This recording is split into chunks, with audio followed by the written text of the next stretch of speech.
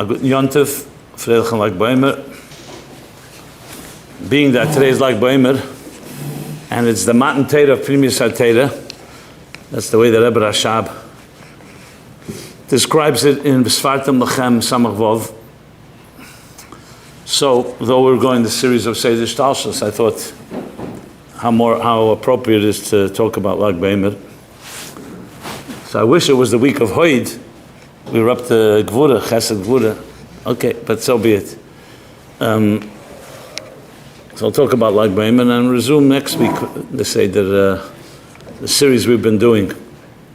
Now, Lag Baimer is one of those mysterious days. I don't know if you experience it that way or not. You know, on one hand, it's like such a powerful day, and I don't mean just because Minig Yisrael, but also by the Rabbeim. You see, for example, the Rebbe, besides the parades that Rebbe established for children and the Holy Spashtus and the Rebbe's Giluyim, but the Fabrengens and the Maimorim, and clearly it's like a day that's in many ways probably of all the Hilulas of every tzaddik, there's no Hilula like the Lag Baimer. Now, of course, it's based on the Rashbi's his own request, like it says in the Idra Zuta, in Zayar Hazinu, and which describes the last moments and the last days of Rashbi's life, is all documented there. Idra Zuta, as you may know, is called like the small group, or the small, there's Idra Rabba, because Rashbi had primarily 10 students, and who he taught Primus HaTorah. So the Idra Rabba is when he had all the 10 students, so that is a section in Zohar, Parsha Nosei. And then 3 of them passed away, so by the time the Rashbi's Istalkus, Hilula, there were 7. So it's called Idra Zuta, the smaller group, the smaller community, the smaller gathering. And that's printed in Zohar, Parshas Hazinu. And there, both these Idris are quoted extensively in Chassidus, and they're very complex Kabbalah, a lot about Sidus and other such high levels. But there, in the Idra Zuta, talks the whole story that we're so familiar with, where Rashbi is telling the students that he's now going to be going on to the next world. B'chat katiris katarna, with one bind I will be bound and go up and become a kusher and connected to the highest madregas. And he says, I'll reveal for you secrets today that I've never revealed before, that have never been revealed before. And this is the Idra Zuta, all describing the Stalkus and the Lula of Rashbi.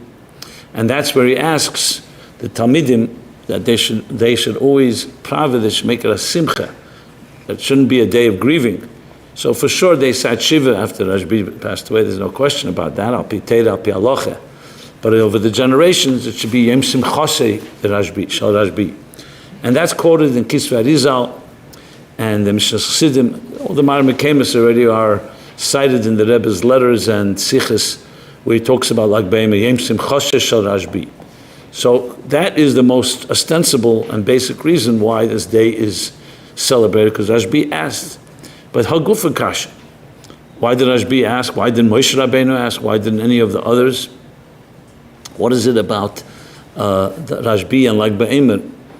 And you never really hear the question as directly and answered. It's implicit, perhaps. And so I wanted to talk a little about that. Now, you could say everything about the Rashbi is shrouded in mystery. So Lag Baimer is also shrouded in mystery. It's a masim to his personality. Why? Because he was Seid Shabbat Torah, he was Megala Seid Shabbat Torah. So Seid, Primus HaTorah, everything is somewhat more secret. Like you see constantly in the Zohar expressions, including in the Idra Zuta, the Rozin, the Rozin, that you have to keep the secret. Remember, in those days, Kabbalah was not meant to be learned by the masses. It was completely only Yechidus Gula. And even during the time of the Rashbi, there's questions whether everyone knew that Rashbi was really teaching it. So even though the Tanoim, his colleagues, and Rabbi Akiva, of course, were familiar with Primus HaTorah and they learned it, but it was Rashbi who was the Morid to Primus HaTorah.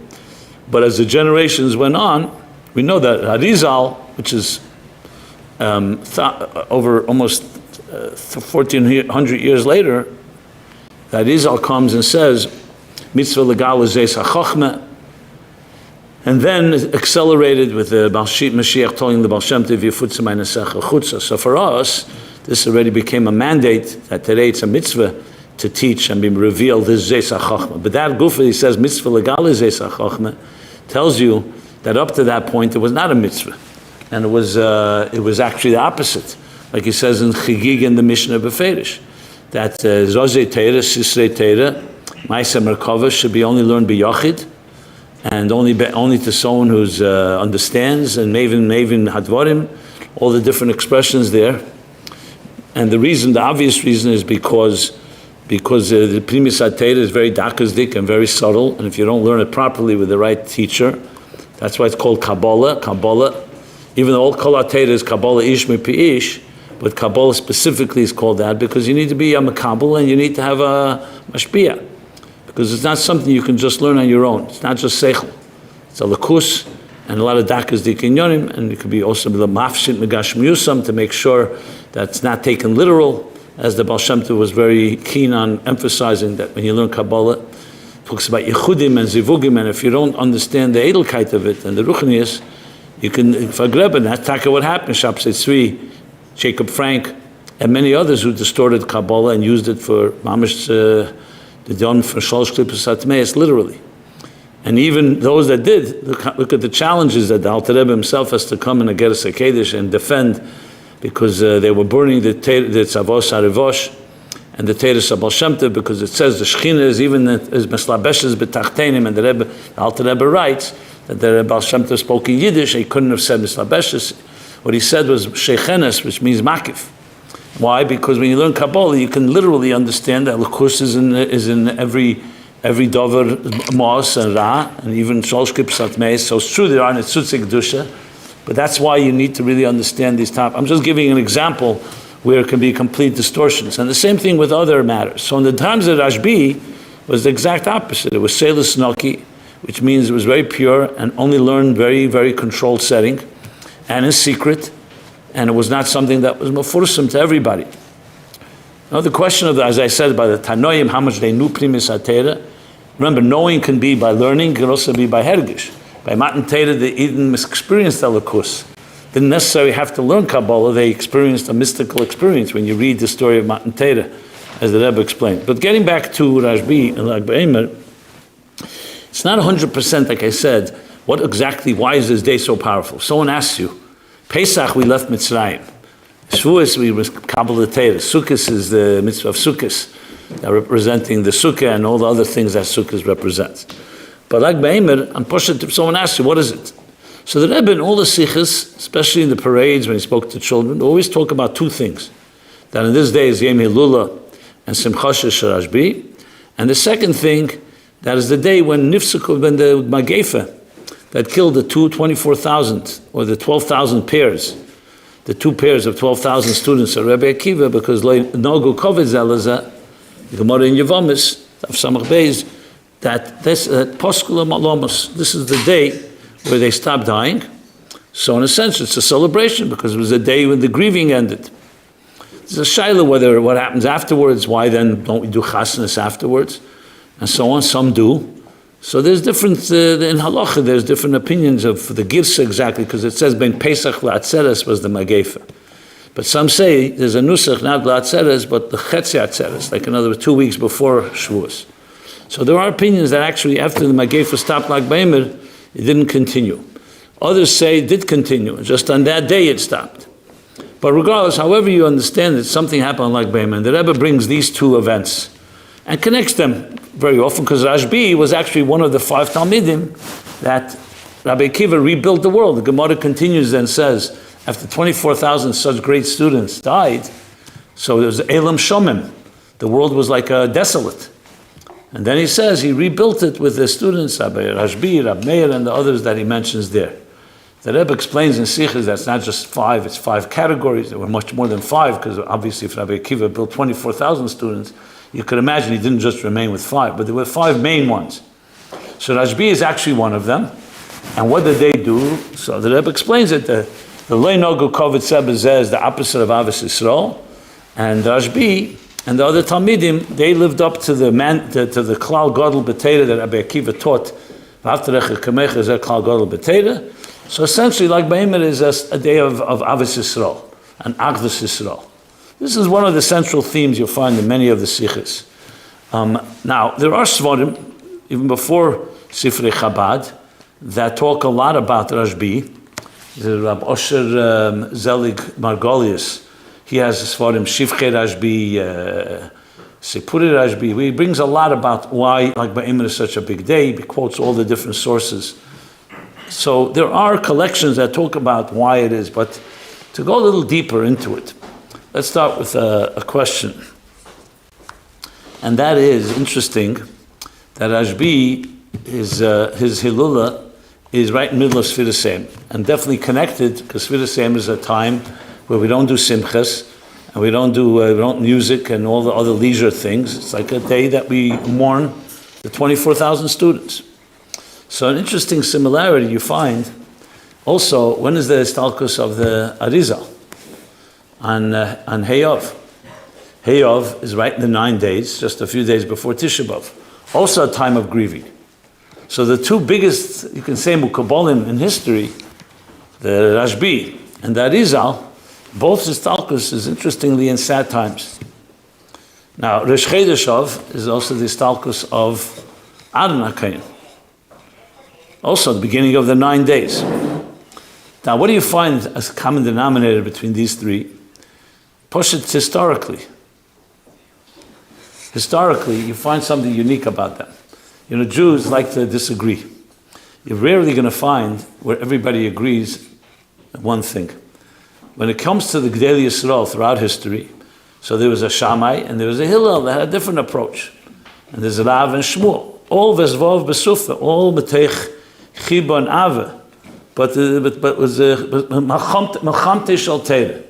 And there were adamant disagreements, both in time of Shas, Mishnah, Gemara, and later Ge'enim, where there were fundamental disagreements. That's why you have Ba'asad Derav, Halacha Karav, Ba'asad Shmuel, Halacha Kishmuel. That was a way to resolve it. That the students or the city that was under that particular authority. In the time of Beis HaMikdash, there was a Sanhedrin, so that was a central authority, everybody subjected to that. Just like in the time of Moshe and his Bezdin, they were centralized. But once Golos came, it became decentralized. Now, even at the time of Moshe, we know there was Machlekes. Again, I'm talking about even Machlekes L'Shem Shemaim, not talking about necessarily Keirach. There were different opinions. That's what it was. That's what the Pasuk says, Achrei Rabim Lahates, that you have different opinions, you go by the majority, the consensus. If you go in history, whoever is a god, let's say the Rambam. Today the Rambam is accepted by everybody. Even that, some question the first 5 Prokim in Chassidus Torah and Meir Nevuchim. But in the time of the Rambam, as we know, there were people who burned Svarim of the Rambam in Gdei Yisrael. It was the Ramban that came and wrote the Ksavis Natzlus and explained the Rambam. But remember, then it was not, everyone didn't meet everybody. So the Rambam was quite radical in some things, in his way of writing and the style, even the Mishnah Torah, Hakdama to Mishnah Torah, he didn't write Taimei Halachas. So there are plenty of tainas. And some came to the conclusion that the Rambam is too uvgeklet, kavyochel. And they actually burned the Svarim. It was only, as I said, the Ramban, 2 generations later, or a few generations later, that so-called redeemed the Rambam, and the Rambam after that became an absolute authority. Almost absolute then, and then by today. The same is with many, many Gdelim, you'll find. I mean, you talk about Rabbi Yaakov Emden and the Yenis Neipschitz. The Mamash Machlekes of the worst type. There was accusation of Shabtism and so on. But the bottom line is that you have Gdelim that we consider both of them Gdelim, and yet one did not recognize the other or disqualified him or had big issues with him. You find when it comes to that Arizal, the Beis Yosef, for example, let's talk about the Beis Yosef. So the Beis Yosef, that was one, then the Ramah, and the Beis Yosef, there's very different approaches. Even though today they're both joined together, but there are things the Beis Yosef says, and the Ramah absolutely disagrees. But the point is, Arizal, on the other hand, even though he was on the scene only 1 year and 8 months, meaning in the public, because he came to Tzfas when he was around 37, and he passed away around 1 year and 8 months later, when he was 38, close to 39. Before that Arizal was not known. In that almost less than 2 years, that Arizal captured the entire attention and the respect. Not just, Sfas was not a small little town. Sfas had all these gedalim. The Beis Yosef was there, the Ramak was there, you can go on, the Alshach was there, Shlomo Alkovitz was there. There's a whole list of the biggest gedalim that lived in Sfas, and everyone, for some reason, well, not some reason, obviously they were Bali Deya, and they were Bali Samcha, they saw the Arizal as unique, and he was Ma'achid, Sfardim and Ashkenazim. And all Bali Halacha, the Mogen Avram cites him consistently, and even Litvish and Chassidim. That Arizal. There's different opinions how the Gra writes about that Arizal, certain things. But that Arizal remains pretty much. There was only one Gadol B'Yisrael, I think is the Maram of, from where, I remember where, in Europe, that had issues because he heard things from that Arizal and he wasn't sure. But that was a very rare exception. The Shalah, I don't know if you know this, but the Shalah writes on that Arizal, and I'll soon get back to Rashbi because it's Negei. He writes on the Shalah lived in Krakow and different cities in Europe. He was, of course, one of the biggest Gedalim of that generation. Then, like the Ramban and some other Gedalim, he came in the last years, he came to Eretz Yisrael. And that's where he was, that's where his Stalkus is, and that's where his Eyal is. So the Shalah writes that when he came, he was traveling through Damascus, Syria, and there he met the Rabbi Chaim Vital. And Rabbi Chaim Vital secretly showed him the writings, the Kisvei Arizal, because Rabbi Chaim Vital was the Maniach. He wrote down the Teres Arizal. And he writes the Shalah. The Shalah himself is a Gadol Shebigdalim. He writes these words. It's like when you read it the first time, you're like, almost don't believe it. He writes that since Matan Torah, there hasn't been such Giluyim in Torah like the Arizal. So the Arizal was Ma'achid, really all the Chugim of Yiddishkeit. And the same with Rashbi. Even though you have different Tanoim, and as I said, when it came to Rashbi, you see all the Lashenis and Chazal, there was this Achdus around Rashbi. Trumosi, Rabbi Akiva says, Trumosi doesn't come close to him.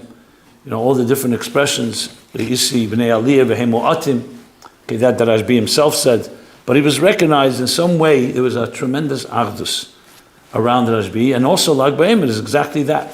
Now, there are people that have issues with Lag B'Omer, but that's another discussion. Lei b'shuftin askin, I'm not going to go into that. However, these are the common denominators. And the third, Adon HaKohen, we all know what did Adon HaKohen represent? Ahavas Yisrael. That's the Mishnah. Avim Talmidiv Shel Adon, Eivas Abrius, Eivas Abrius, what's the Lashon? Oyev Shalom v'Reidev Shalom, Eivas Abrius, Mekarven L'Teir. And we know when it says when An was Nistalik, Anush Chedesh Av, so it says Vayifku Kol Yisrael. By Moshe it says Kol Bnei Yisrael. So Rashi from Medrash brings, because obviously all the Jews cried when Moshe passed away, but it was specifically more keenly felt because An was involved in Shalom Bayis, in making Shalom ben Ish L'Chavere, and ben Ish L'Ishtei. So when he passed away, everybody cried because that's what he did. Moshe was the man, the Ish Alakim, Ish HaTeira. He was a Mashpia Malmayl Lamat. She was been in the Malka. And Aaron was been in the Matronisa. He was on the ground level with the people. And he would go, two people had an argument, husband and wife or others, and he would be Melamed Chus on each one of them and tell them, this one said this about you, and this one said that. So when he was passed away, it was keenly felt, and therefore V'yifku Kol Yisrael, Ahavas Yisrael. So then it makes total sense. Remember, Histalkus doesn't just happen any day. When is the time you need most the tikkun for the Churban Beis Hamikdash, which is to do Tesinas Chinam, which is the 9 days. So you need to have people who represent the exact opposite of Sinas Chinam, which is Avos Chinam. And that's Aaron, and that is Al. People who are Ma'achid. And the same thing in Sfiras Eimer. Sfiras Eimer, because Leinogu Koved Zebezeh, the Hepech of Avos Yisrael. So you need, the Histalkus is like a type of Refuah Lamaka, a Magdam Refuah Lamaka, that Ashbi, and like Ba'imr, represents the very essence of what the Talmidei Rabbi Akiva that passed away did not represent. The Tikkun is, Leinogu Koved is absolute Koved. And all the Lashenis in Zayar are non-b'chvivosa Talya Milsa. There's many Lashenis that Rebbe brings many of them in his letters on Lag B'Omer. But to go a step deeper, that's just an understanding, therefore, of so-called the timing, while Lag B'Omer right in the middle of the Sfiras Eimer. And remember, it's not just a tikkun for Talmid Rabbi Akiva or for Churban Beis HaMikdash, it's a tikkun b'chlal. The whole Alma de Pruda, the world in which we live, is Pirud. Our mission is to be a goy echad ba'aretz, to bring Achdus in the place of Pirud. That's the whole purpose of existence, to create a dir b'tachtenim in a world achtenim loshen rabim, with its diversity and divisiveness and pilug and Pirud. So to bring in a world of Pirud, to bring Achdus. The Rebbe Rashab in the Maimer Cholzu elaborates on it by Richard Dela. The whole Maimer is based on that. It was also due to a machlekes at the time in Tafresh and Test. So it's essentially the purpose of existence. But to go a step deeper, why talk to these people? And interesting, they're all Bali Pnimis Atera. That Rizal was a Gon Shabagainim in Nigla. He learned by the Shittim Ukabetzes, and we don't have a lot of Nigla from him, but even in the Kabbalah you could see his ideas in Halacha and in Nigla. And these Chidushim that you find as well, Mogen Avram points out many of them. The same thing that Rashbi was obviously a Tana, from the grace of Tanoim, Poshet Nigla Teira, but they also had the second half, Primis Atera. So, if you think about it, the common denominator is very clear. In order to have Avos Yisrael, what does the Alter Rebbe say in Tanya? I spoke about it last week. You have to have Nafshei Iker v'Gufei Tafel. Because when you look at a guf, two people's bodies are separate. If you eat a piece of food, I can't have that piece of food. You're sitting in a chair, I can't sit in that chair. So the fact of the matter is that guf and physical materialism divides, basically, is pirut, because it's separated by time and space. If we were pure bodies, it's like expecting one table to love another table. Well, they have nothing in common. But since we have neshama, and the neshama is not bound by the chilukim of time, of zman and mokim, so you could have two people who love each other, and they're not even sitting in the same room. They could be 1,000,000 miles apart, but they feel like one. Because zman and mokim does not tefus mokim when it comes to nefesh. So in Nafshei Ikeri, the Alter Rebbe says clearly you can't have real Ava, healthy Avos Yisrael, healthy Ava, unless there's basically Zgabrus Atzur Ala Chemer. That Ruchnius is stronger than Gashmis. And that's why, if we were able to do that, we would have Avos Yisrael very easily. But that's the challenge, because we're Gashmisdika people. You meet somebody, you don't like them. So it's hard to have Avos somebody you don't like. But Chassidus teaches us you have to think about their neshama. Like the Alter Rebbe brings from that same Mishnah, from Aaron, Oyeves HaBriyas, that even if it's only Briyas Ba'almi, he has no other mile. I heard this from the Rebbe many times. The Rebbe saying, the Diuk, what the Briyas Ba'almi, why does the Mishnah say, Hillel says, Oyeves HaBriyas, why not Oyeves HaOdom, as a Bnei Adam, whatever, there are many different ways, because even if there are no other milah that you see in that person, except that it's a B'riyah Shal Kadosh Baruch Hu, that's already enough for Ava. God chose this person and created him. How could you even have a Havimim? The Eibusht himself was Boicher and chose this person. So even if you don't see Seichel or Midas Tevis, doesn't make a difference. Obviously, you want to work on a person and inspire them to be a better person. But that's the meaning that they exist. Briyas Ba'alma is already. So that requires his bonus, because we are, as I said, Gashmizdika people, and we're affected by Gashmis. So the whole yesod of Ava is being able to go into the pnimius of something. And what's the pnimius? Pnimius Hatera. Neshama, Neshmasa Daraisa. So it makes total sense that the people who represent the Pnimius Hatera most, namely the Rashbi, the Arizal, are people who created such Achdus. Now, whether people are aware of that makes no difference. The bottom line is they were Megal the Neshama in people. Someone who's a Megal Neshama is a Ma'achet, unifies. One of the things you hear so many people talk about the Rebbe.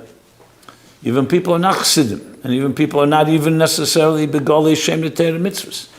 the unity, the Achdus, how everybody who saw the Rebbe, everybody the Rebbe met, was treated equally. There was no such thing as categories.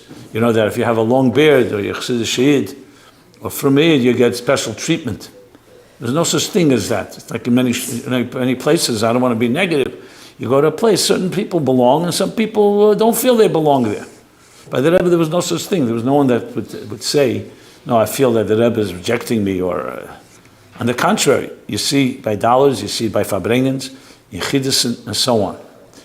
Well, and the answer is simply not because the Rebbe was just a nice guy. It's because the Rebbe is an neshama person.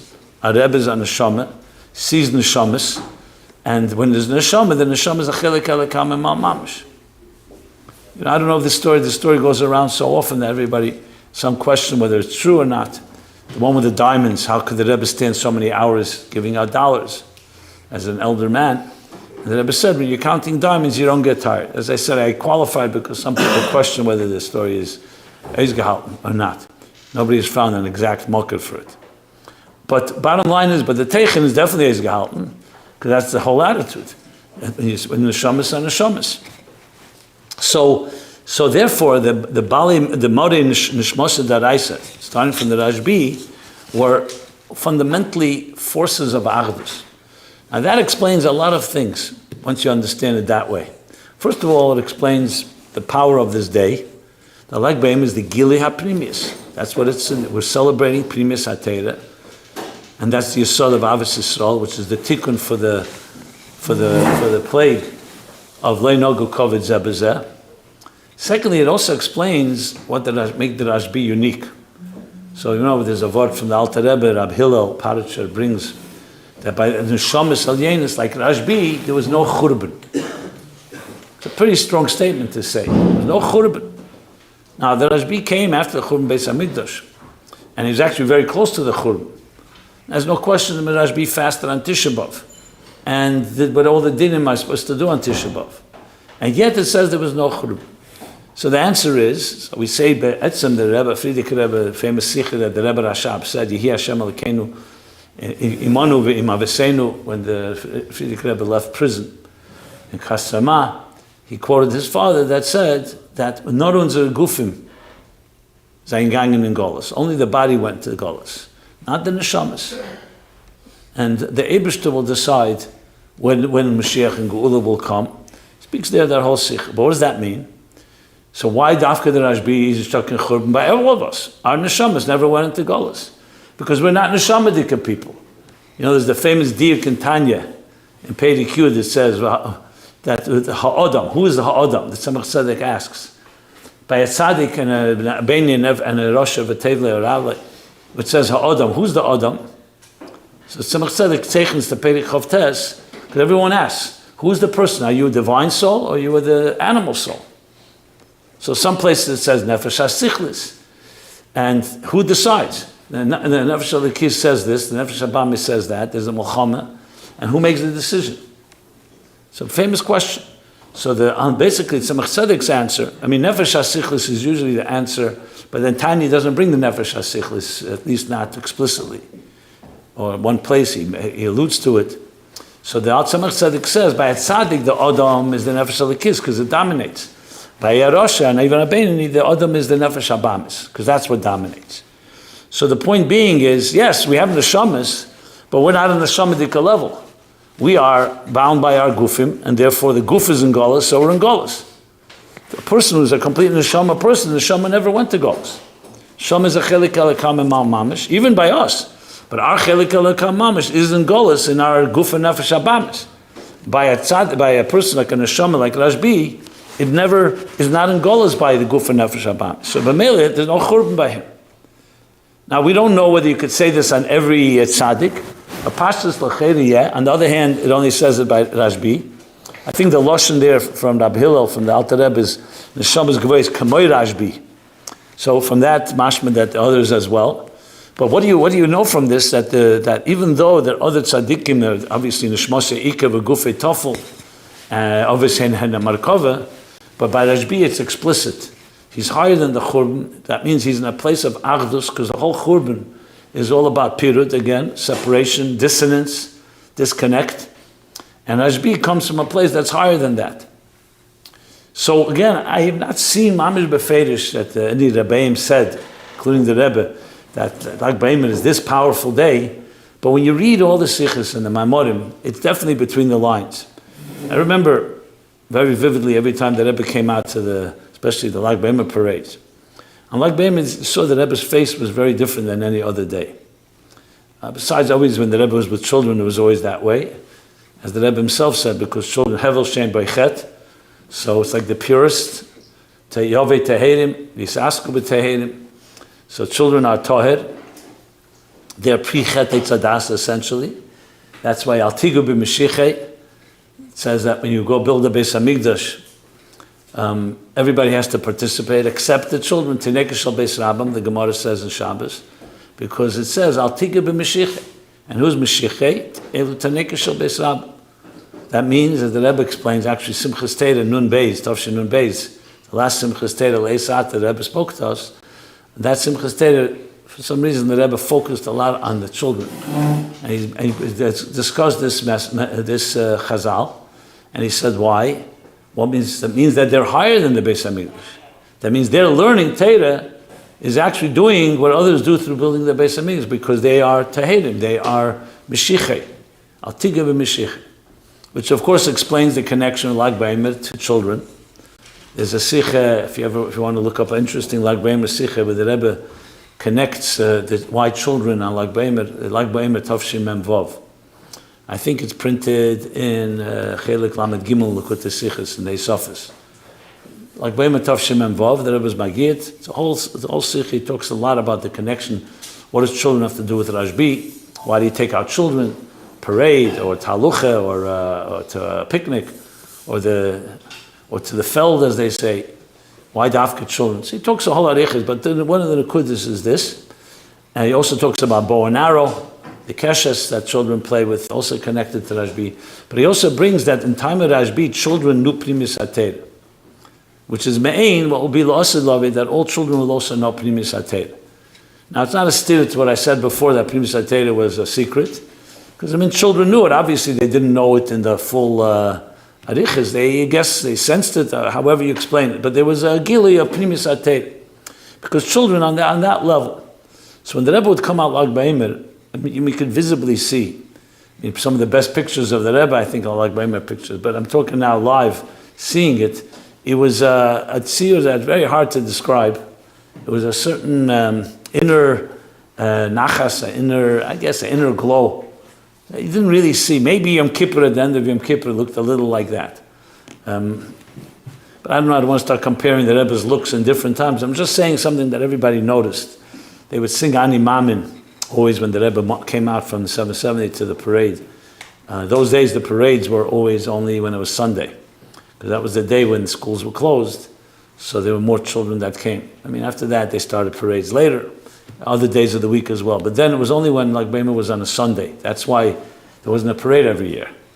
So the Rebbe would come out when it was Sunday. So you have the different parades that we are aware of. And it was there was no question there was some type of deeper gili, which very much, of course, stems with the whole content and the message of Lag BaOmer, the gili ha-pnimius, that the pnimius is gala b'chutz, which essentially is really the whole yesod of Chassidus explains, v'nigla kved Hashem v'rol kol basar yachdav, is the gili of Elokus, which today is concealed. It's only b'pnimius, to express it b'chitzenius. That's what the Alter Rebbe says in Tanya Perek Lamed Vav, very befeidish mamash. That after all the tzimtzumim that created tachtenim b'gili Elokus, so the whole gavon is to be megalit. So essentially, Gili Hasod is directly connected to Gili Elokus, which is directly connected to Mashiach and Geula. So in many ways, Lag BaOmer, again, though it's not mamish befeidish stated everywhere, but it's always connected to that theme. That's why it says, B'hai chibur deloch, that your chibur, the Zohar, Yafkin Yisrael Megbei Galusa Berachimim, that the Jews will leave Galus. What's the connection? So besides Bechlal, we know your Futzma Chutza brings Osimar de Malka Mashiach. But the connection is very straightforward, because the whole inyan of Mashiach is Gilead Primis. is the gili of Malod Deus Hashem, Lo Ye'esa Kol Elam El Dasas Hashem Bolvad, that today Elamis is B'Pshitis and Elikus is B'Ischachus, which means what we see is the world, and the godliness is concealed within it. When you learn Pnimius Sateri, you're Megala Elikus, because you're not just talking about Halacha or Gemara or Mishnah or Chazal, which it talks about what the Eibishter wants us to do, the mechanics of Yiddishkeit, the Guf Daraisa, the Guf, the mechanics. Whereas Pnimius Sateri is Megal Nishmosa Daraisa, the inner, and Megal then Pnimius of Elikus. So you have the Chitzenius would be as a manifest in Elamus. The Pnimius is Nizgala through Pnimius Atera. So therefore, the Etzem Inyan of Lag Baimer and Zoyar and Pnimius Atera B'chlal, especially as Nizgala in Chassidus, the Moyer Shabbatera, Zui Tera Chassidus, as the Rebbe writes in the letters to Chassanim and Kalas. So what is that? That will be fully revealed when Mashiach comes, which is essentially what Rashbi is about, is that type of thing. It's interesting also to note that the famous Sikha, that controversial, some people consider it, when the Rebbe said, Tafshin Yir Aleph, that Hergish, he says, as a Rebbe is Atzmus Muhus Angetan Naguf. And the Rebbe says there in the Sikha that those that want to accept it, fine, there's nisht.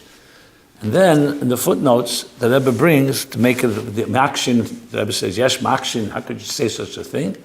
So he brings some nigla. He says some dugmois in nigla, and one of them is Mampnei Odin Havaya Dorashbi. Clearly says in the Gemara. Rishalmi, I think he quotes there. The Mampnei Odin Havaya. They talk about the Eibishter. It says Dorashbi. How could you say such a thing? Or you say Vayikra Lo Yikela L'Kei Yisrael. Talk about Yaakov. So the answer, I mean, without going to all arichas, is because obviously it's not because the tzaddik or the Rebbe is a mitzias that Chaz v'Shalom there's only one Eibishter, but his bitl is such a bitl atzmi that there's nothing but the likus shining through him. That's the vort. So it's not saying he is atzmus mus. It's atzmus mus as it manifests in a guf, because there's no. It's like you said, transparent mamutza machaber. There's a transparent channel here. There's no mitzias. Chaz v'Shalom to say that a mitzias is a likus, elika, I should say, a likus, yeah, but not elika.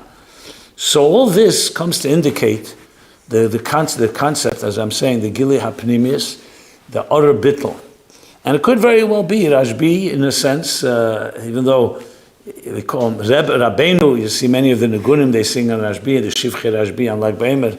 They are Adenenu, Rabbeinu, like all the Lashenis he used on a Rebbe. So it could very well be like Baimer is the ultimate celebration of what a Rebbe is.